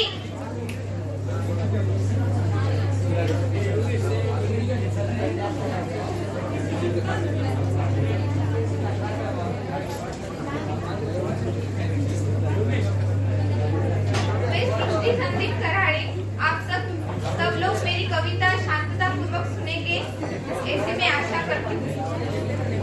सुंदर लेखनी। मैं सुंदर लेखनी हूँ, सबके लिखने के काम आती हूँ। ज्ञान की प्रतिमा हूँ, छात्रों का शस्त्र हूँ। मैं सुंदर लेखनी हूँ, सबके लिखने के काम आती हूँ। विचारों को पन्नों पे उतारने वाली जादुई छड़ी हूँ। मैं सबकी प्यारी सी लेखनी हूँ। मैं ही शिक्षा का आधार हूँ और शक्ति भी हूँ। विद्या की बहती उज्जवल धारा हूँ। मैं सुंदर लेखनी हूँ, सबके लिखने के काम आती हूँ। विद्यार्थियों को पढ़ते हुए देख मुस्कुराती हूँ, उनके हाथों में रहकर ज्ञान दीप जलाती हूँ। मैं सुंदर लेखनी हूँ, सबके लिखने के काम आती हूँ। मैं अपने काम से संतुष्ट हूँ, सबके साथ सबका विकास हूँ। मैं सुंदर लेखनी हूँ, सबके लिखने के काम आती हूँ। धन्यवाद।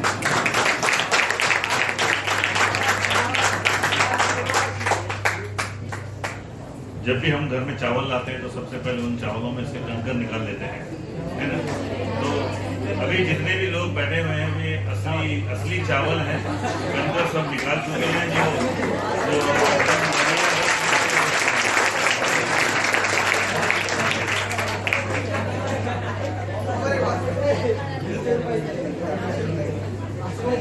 धन्यवाद सृष्टि जी।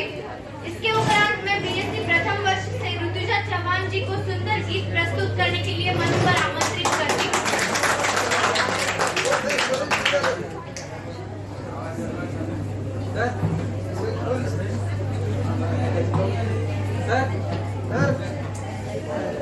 आज मैं आपको हिंदी दिवस के उपलक्ष्य में एक गीत सुनाना चाहूंगी। जिंदगी प्यार का गीत है, इसे हर दिल को गाना पड़ेगा। जिंदगी गम का सागर भी है, हंस के उस पार जाना पड़ेगा। जिसका जितना हो आंचल यहाँ पर, उसको सौगात उतनी मिलेगी।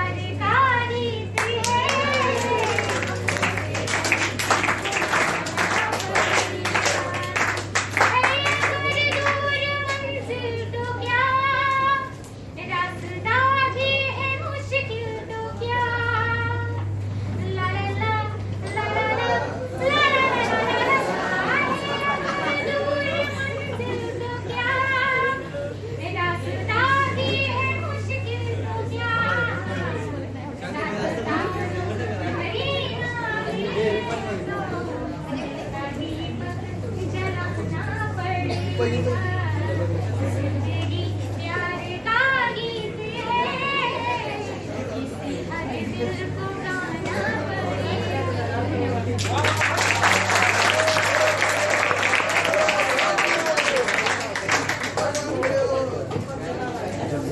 अति सुंदर ऋतुजा जी। इसके बाद मैं अक्षता जी को अपने विचार प्रस्तुत करने के लिए मंच पर बुलाती हूँ।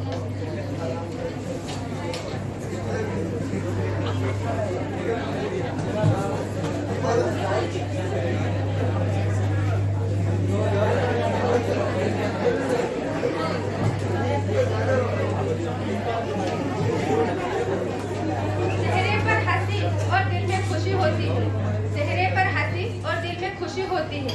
सही मायनों में यही जिंदगी होती है, सही मायनों में यही जिंदगी होती है। और हंसना किसी इबादत से कम नहीं, किसी और को हंसा दो तो बंदगी होती है, किसी और को हंसा दो तो बंदगी होती है। देखा नहीं हमने कभी दुनिया को बनाने वाला, देखा नहीं हमने कभी दुनिया को बनाने वाला, देखा नहीं हमने कभी गिफ्ट देने वाला सेंटा क्लॉज, देखा नहीं हमने कभी गिफ्ट देने वाला सेंटा क्लॉज। लेकिन आज इस महफिल में हिंदी भाषा का पुजारी और खुशी बांटने वाला सेंटा क्लॉज दोनों डॉक्टर प्रकाश निहारी सर के रूप में देखिए। मेरा नाम अक्षता श्याम चिंतोरी है। सबसे पहले तो मैं इस मंच पर उपस्थित सभी मान्यवरों, अतिथियों और प्राध्यापकों और जैसे फूलों के बिना बगीचा नहीं होता, जैसे तारों के बिना चांदनी नहीं होती, वैसे ही स्रोतों के बिना कोई महफिल नहीं होती। इसलिए मैं सभी मेरे दोस्त छात्र एवं छात्राएं को प्रणाम करती हूँ। हाँ, अक्षता जी उनका भाषण नियमित करेंगे। हमारे गेस्ट को मैंने कहा था कि आपने उनका जब सुन रहे थे कि डिमांड के बारे में मैंने कहा था, उनकी मांग बहुत है, लगातार उनको फोन आ रहे हैं। मैंने उनको लगभग 25 मिनट से रोक के रखा था, तो हम उन्हें जाने देते हैं और हमारे छात्रों की अभिव्यक्ति हम सुनकर जाएंगे। हाँ, तो सर को हम जाने देते हैं। सर आपको बहुत बहुत धन्यवाद सर। ये भी एक विडम्बना है कि जिसके बाल नहीं उसकी मांग बहुत है। चलिए बहुत बहुत धन्यवाद, बहुत आनंद आया आपसे। आपको केवल एक बात बता दूं कि जो अच्छा सुन सकता है वही अच्छा बोल सकता है। ओनली गुड लिसनर्स और गुड स्पीकर्स। आप जितना सुनेंगे उतना अच्छा बोल पाएंगे। और यहाँ जो मैंने देखा थोड़ी देर में, जो बच्चे जो आई कांटेक्ट नहीं कर रहे हैं, आप जब भी मंच में आए ना तो बिल्कुल आपकी नजरें जो हैं, आपकी आंखें जो है आपके ऑडियंस से मिलनी चाहिए।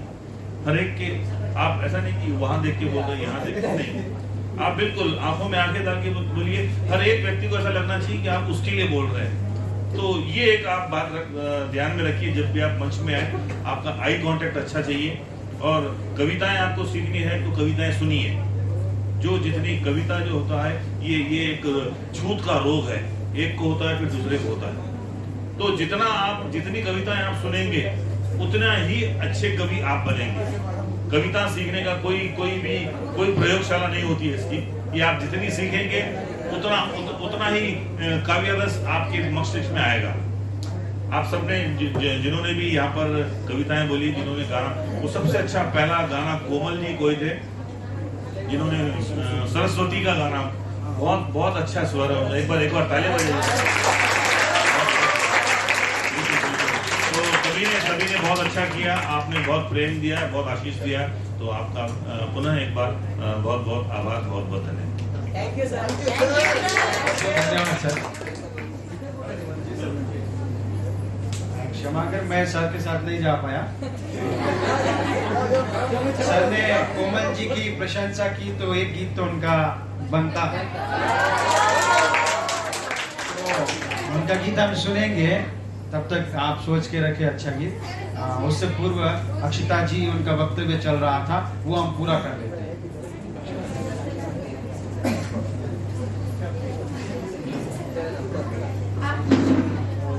नीलांश सर चले गए हैं, इसलिए थोड़ी कमी तो खिल गई है। हमें बात नहीं, उसकी कमी पूरी करने के लिए हमारे सारे दोस्त यहाँ मौजूद हैं।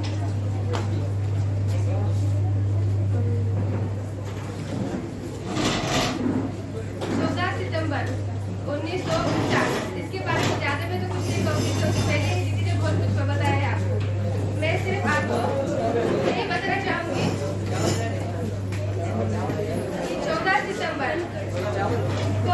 हमारी हिंदी भाषा को राष्ट्रभाषा का मान और सम्मान दिया है, क्योंकि अगर आप पूरे देश शांत में हैं तभी मैं बोल पाऊंगी।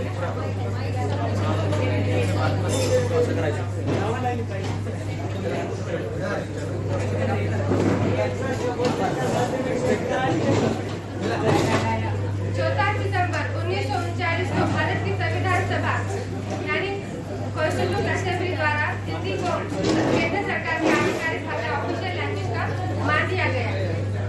हिंदी हमारी राष्ट्रभाषा है, हिंदी हमारी वेदना, हिंदी हमारा मान, हिंदी हमारी चेतना, वाणी का शुभ वरदान है, हिंदी हमारी आत्मा, भावना का सार है, हिंदी हमारे देश की हर तोतली आवाज है। मराठी हमारी मातृभाषा है, उतने ही हिंदी भी हमारी बहुत ही पहचान की भाषा है, क्योंकि हम जब कार्टून देखते हैं, कुछ भी देखते हैं, तब हम ज्यादा से ज्यादा हिंदी की कॉन्टेक्ट बनाते हैं। हिंदी हमारे बहुत ही मतलब पास की भाषा है। ज्यादा खुद से बोल के मैं अपना लिखा हुआ गीत सुना दूंगी और आप लीजिएगा। आज का नारा सबका नारा, मिलजुल कर घर घर पहुंचाओ, दहेज न ले और बच्चे हो तो बेटियों को भी खूब पढ़ाओ, सारे जग को करो साक्षात, कन्या भ्रूण हत्या को मिटाओ, किसी से डरकर सहना घबराना नहीं, बेटियों को भी लड़ना सिखाओ, बेटी बचाओ बेटी बढ़ाओ, बेटी से कमजोरी और घर की इज्जत ही नहीं, माँ बाप का घमंड और गुरु भी होती है, बेटी से मायके का मान और ससुराल की शोभा ही नहीं, देश का सम्मान और स्वाभिमान भी होती है, देश का स्वाभिमान और सम्मान भी होती है। जरा सोच के तो देखो, अगर बेटी ही ना हो तो क्या बनता है संसार, क्या बनती है दुनिया और क्या होते हैं रिश्ते। इसलिए बेटी पढ़ाओ बेटी बचाओ, खौफ को कब्र मत बनाओ, बेटियों को भी गोल्ड मेडलिस्ट बनाओ, पुलिस साइंटिस्ट डॉक्टर बनाओ, बेटियों को भी खूब पढ़ाओ, बेटी बचाओ बेटी पढ़ाओ। जय हिंद जय भारत।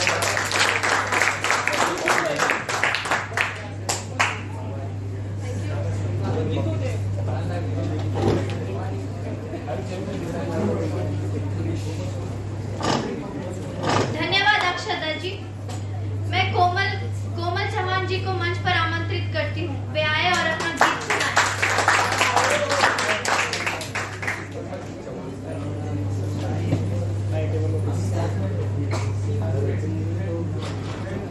मैं आपके सामने फिर से एक गीत प्रस्तुत करना चाहती हूँ।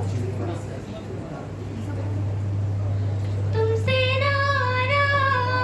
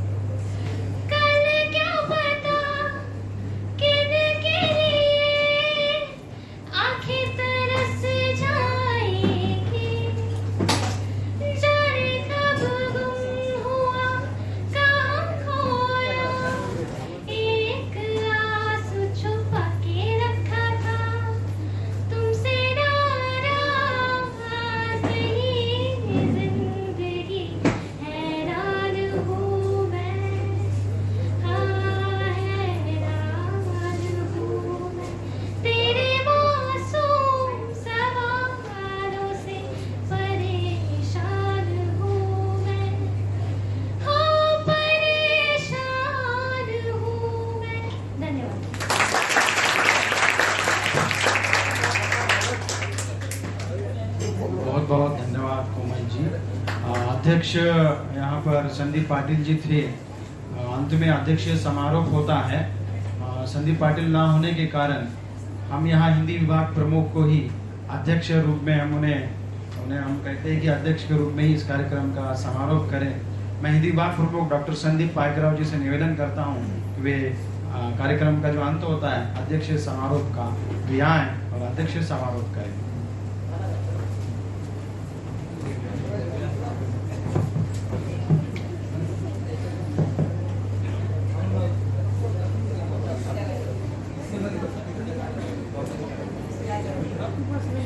श्री शारदा भवन शिक्षण संस्था संचालित यशवंत महाविद्यालय के हिंदी विभाग के द्वारा आयोजित हिंदी दिवस समारोह हिंदी साहित्य परिषद का उद्घाटन एवं सत्रारंभ समारोह 2022 में आप सबका हार्दिक स्वागत। सबसे पहले आपको हिंदी दिन की बहुत बहुत शुभकामनाएं। दरअसल ये सत्रारंभ कार्यक्रम आपके लिए नहीं हमारे लिए भी है, क्योंकि हम भी दोनों विभाग में इसी साल आए हैं, डॉक्टर साहू सर जी और मैं स्वयं।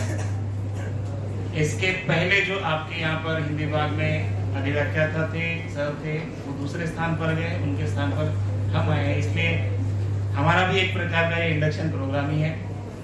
सबसे पहले तो आपके जो भित्ति पत्रक में जिन जिन छात्रों ने अपनी अभिव्यक्तियां अपनी कविताएं लिखी है उनको बहुत बहुत बधाई, और अपना लेखन कार्य इसी तरह से निरंतर आगे बढ़ाते रहे। ऐसे मौके बहुत सारे आपको इस महाविद्यालय में मिलने वाले हैं। आज यहाँ पर जो लोग दोनों सूत्र संचालन कर रही थी या इसके अतिरिक्त जिन लोगों ने अपनी कविताएं प्रस्तुत की, अपने विचार प्रस्तुत किए, उनको भी बहुत बहुत बधाई। यहाँ पर आने के लिए या यहाँ पर बोलने के लिए बड़ा साहस चाहिए। पीछे बैठकर हम दूसरों का हंसी मजाक आराम से उड़ा सकते हैं, लेकिन जो लोग पीछे बैठकर दूसरों का हंसी मजाक उड़ा सकते हैं वो यहाँ पर खड़े होकर किसी को हंसा नहीं सकते या किसी को बोल नहीं सकते। उतना ही वास्तविक है, सच है। इसलिए जो लोग आते हैं यहाँ पर बोलते हैं उनका सम्मान होना चाहिए, उनको मान देना चाहिए। वो आप में से ही एक है, आप में से ही वो हिम्मत कर रहे हैं, अपनी कला को अपनी प्रतिभा को मंच मिला है इसलिए वो अभिव्यक्त हो रहे हैं। तो ऐसे समय में उनकी अभिव्यक्ति के साथ जुड़ना हमारा परम कर्तव्य है। और हम भविष्य में हिंदी विभाग के सारे छात्रों से यही उम्मीद करेंगे, यही अपेक्षा करेंगे कि जब भी कभी ये सारा कार्यक्रम आपने देखा होगा, सारा छात्रों का ही आयोजित कार्यक्रम है, इसमें हमारा कोई रोल नहीं है, लेकिन इन दोनों का, डॉक्टर जादव सर और डॉक्टर मुंगल मैडम, इनका सहयोग बहुत ज्यादा है इस कार्यक्रम को सफल करने के लिए। इसलिए उनके लिए तो एक बार जोरदार तालियां होनी चाहिए। ये जो प्रारंभ हुआ है, इसका कार्यक्रम हुआ है या जो बाहर अभिव्यक्तियां लगी है वो सारी इनकी मेहनत है, इनकी प्रेरणा है। इनकी प्रेरणा से, इनकी मेहनत से ही ये कार्यक्रम इतना सफल और अच्छा हुआ है। हालांकि दरअसल हम लोग हमने महाविद्यालय के प्रधानाचार्य डॉक्टर जी.एन. शिंदे सर जी को आमंत्रित किया था अध्यक्ष के रूप में, लेकिन उनकी मजबूरी थी, विवशता थी, वो दूसरे कार्यक्रम में गए हैं इसलिए वो नहीं आ सके। लेकिन उन्होंने हमें मैसेज भेजा है, एक संदेश दिया है हिंदी दिवस के उपलक्ष्य में आप सबको सर ने बधाई बोली है, तो हम भी उनकी बधाइयों को स्वीकार करते हैं। इसलिए हमें हमारे कार्यालय अधीक्षक डॉक्टर संदीप पाटिल जी को यहाँ पर अध्यक्ष के रूप में बुलाया था और उन्होंने हमारे इस अनुग्रह को, प्रेम को स्वीकार किया और अपना कीमती समय हमें दिया। इसलिए उनका भी हम एक बार आभार व्यक्त करते हैं। और रही बात आप लोगों की, आप लोगों को तो जितना बधाई दे उतनी मेरी नजर में कम है, क्योंकि जैसे अभी सर ने कहा था चावल में से कंकड़ निकल गए हैं, और ये जो चावल है केवल चावल ही नहीं है, ये तो बासमती चावल है।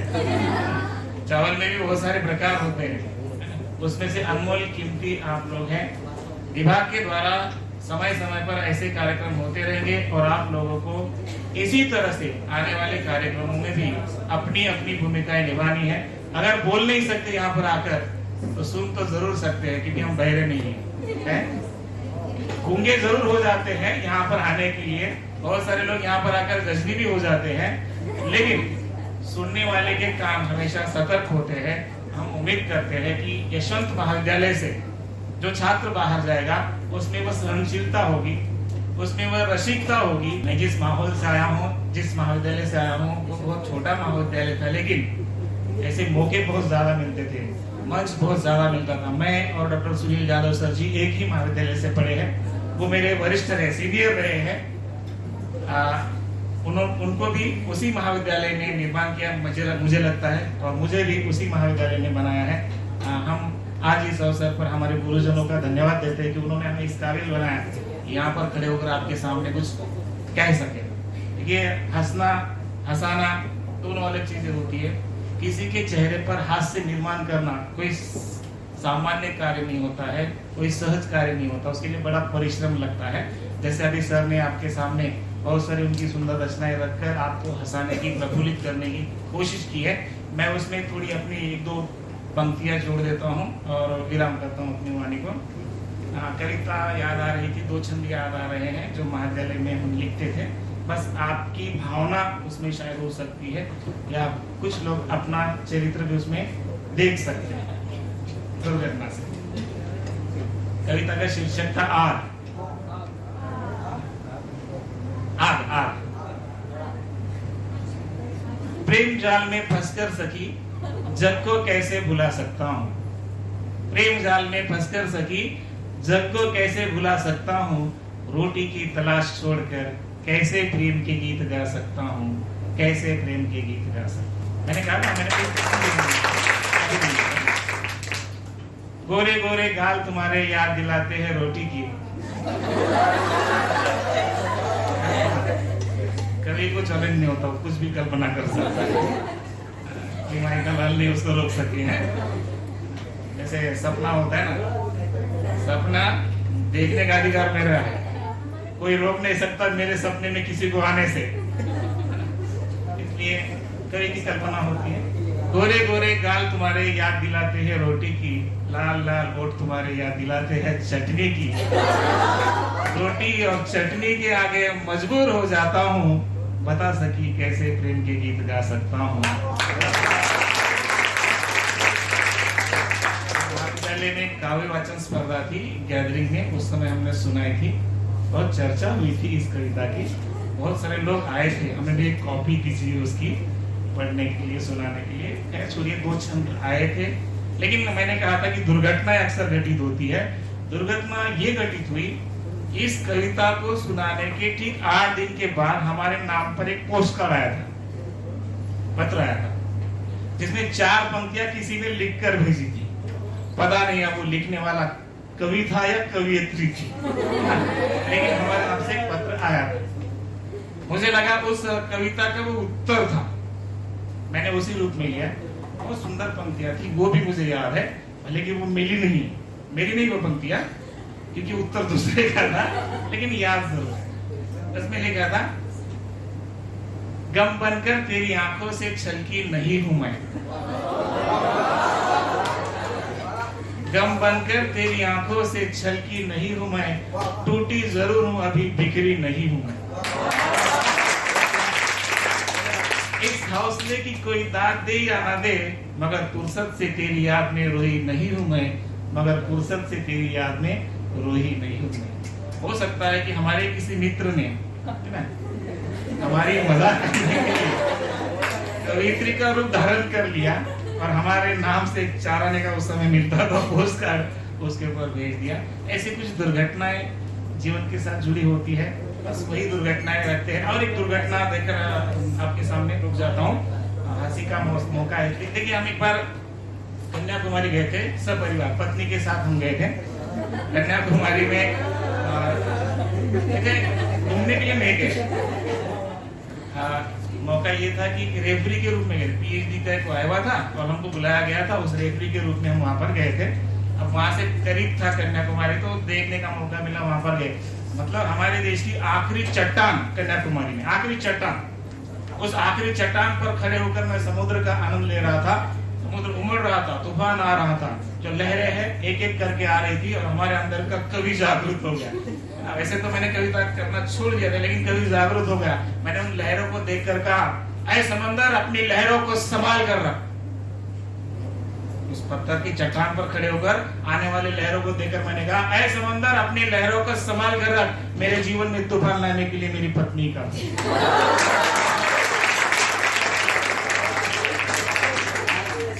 अब कभी तो जाग गया था, लेकिन अपनी बात में घर चलिए आपको मोदी बना देती हूँ। खैर चलिए, आपने सुना, बड़ा अच्छा लगा। ऐसे अनेक मौके आएंगे। फिर से मैं इस पूरे कार्यक्रम के आयोजन के लिए हिंदी साहित्य परिषद के हमारे जो सर हैं डॉक्टर साहू जी और साथ में डॉक्टर सुनील यादव जी और डॉक्टर मुगल मैडम, इन सबको बधाई देता हूँ हिंदी दिवस के उपलक्ष्य में और कार्यक्रम का सफल आयोजन करने के लिए। बस सब्र की 2 मिनट दीजिए, क्योंकि औपचारिकता होती है आभार प्रदर्शन की, किसी भी कार्यक्रम का आभार प्रदर्शन, और उसके बाद में मुझे लगता है राष्ट्रगीत भी होना चाहिए, क्योंकि आज हम राष्ट्र भाषा का सम्मान कर रहे हैं, तो राष्ट्र का सम्मान भी होना चाहिए।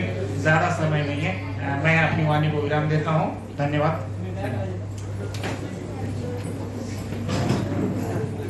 धन्यवाद सर। मैं हिंदी साहित्य परिषद की अध्यक्षिका कुमारी प्रेरणा बुद्धेवार से विनती करती हूँ कि वे मंच पर आए और आभार प्रदर्शन करें। धन्यवाद वैष्णवी जी। मैं आप सभी को शुरुआत में हिंदी दिवस की शुभकामनाएं देती हूँ और ज्यादा समय नहीं लूंगी आपका। सबसे पहले तो मैं हमारे प्रमुख अतिथि प्रकाश निल्हानी जी का मैं धन्यवाद कहूंगी कि उन्होंने उनका मूल्यवान समय देकर हमारे कार्यक्रम को आए और उनके हास्य कवियों से हमें आनंदित किया। और उसके बाद हिंदी विभाग का भी धन्यवाद कहना चाहूंगी कि उन्होंने मुझे मौका दिया कि मैं हिंदी परिषद साहित्य की अध्यक्षा बनूं और उन्होंने मुझे मौका दिया कि मैं कार्यक्रम को अच्छी तरह से संभाल सकूं और सपोर्ट कर सकूं, तो उनका भी धन्यवाद। और जिन सभी छात्रों ने भित्ति पत्रक बनाने के लिए एक दूसरों की मदद की, मैं उनको भी धन्यवाद कहना चाहूंगी। और अध्यक्ष के अनुमति से यह कार्यक्रम यहाँ समाप्त हुआ जाहिर करती हूँ। धन्यवाद। जैसे कि अध्यक्ष जी ने कहा था कि हम कार्यक्रम का समापन राष्ट्रगीत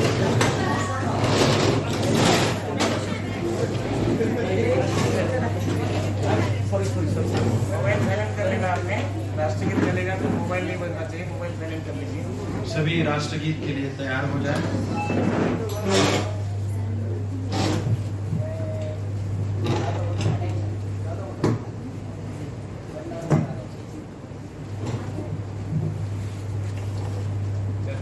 एक साथ राष्ट्रगीत शुरू करेंगे। शुरू कर।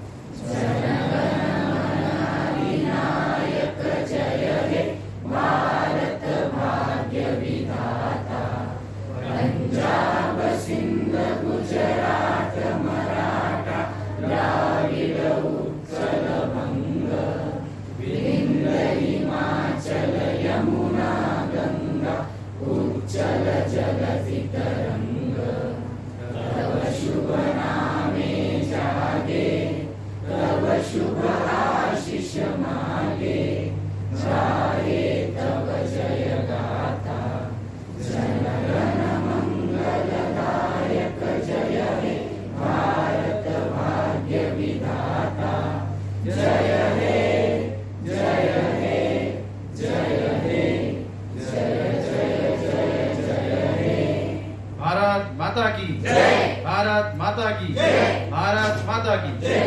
कार्यक्रम समाप्त हुआ।